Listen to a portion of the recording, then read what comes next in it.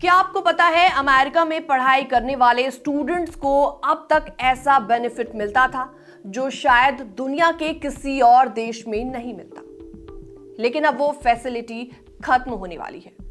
Donald Trump administration का rule पूरी तरीके से गेम चेंज कर सकता है।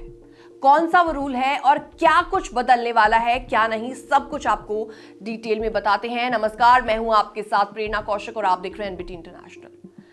ट्रंप एडमिनिस्ट्रेशन ने एक नया रूल प्रपोज किया है जिसमें कहा गया है कि अब फॉरेन स्टूडेंट्स को अमेरिका में अनलिमिटेड टाइम तक रहने की परमिशन नहीं मिलेगी। जी हां, अब तक अमेरिका में पढ़ाई करने वाले स्टूडेंट्स यानी कि F1 वीजा होल्डर्स को ड्यूरेशन ऑफ स्टेटस नाम की एक फैसिलिटी दी जाती थी। इसका मतलब यह हुआ कि जब तक वो किसी कोर्स में एडमिशन लेकर पढ़ाई करते रहते हैं तब तक वो यूएस में इनडेफिनिट टाइम तक स्टे कर सकते हैं, वहां पर रह सकते हैं।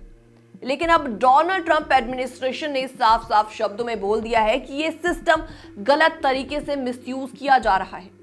बहुत से लोग सालों साल फॉरएवर स्टूडेंट्स बने रहते हैं, नए नए कोर्सेज में एडमिशन लेकर बस अमेरिका में रहना चाहते हैं, जिससे यूएस सिस्टम पर बोझ बढ़ता जा रहा है और अमेरिकन स्टूडेंट्स को इसमें नुकसान भी पहुंच रहा है।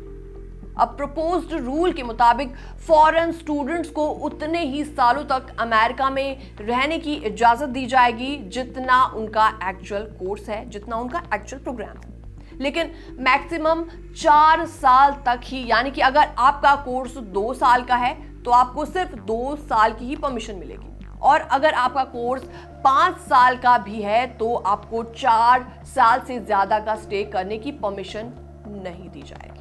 और अगर किसी स्टूडेंट को कोर्स पूरा करने या आगे पढ़ाई करने के लिए ज्यादा टाइम चाहिए तो उसे USCIS यानी कि United state citizenship and immigration services से एक्सटेंशन के लिए अप्लाई करना होगा, और अप्रूवल भी तभी मिलेगा जब डिपार्टमेंट ऑफ होमलैंड सिक्योरिटी को लगेगा कि आपकी बैकग्राउंड और रिकॉर्ड सब कुछ क्लियर है। यानी कि कुल मिलाकर कहा जाए तो अब हर स्टूडेंट को टाइम टू टाइम चेक करना पड़ेगा कि वो सही पर्पस से अमेरिका में रहता है या फिर नहीं। तो इस प्रपोजल से सिर्फ स्टूडेंट्स ही नहीं बल्कि exchange visitors and foreign media representatives भी इसमें शामिल हैं। उनके लिए भी फिक्स टाइम पीरियड डिसाइड किया जाएगा, जैसे कि फॉरेन मीडिया वालों के लिए पहले 240 डेज की एंट्री और 240 डेज की एक्सटेंशन मिलेगी, लेकिन उससे ज्यादा उनको अब नहीं मिल पाएगी।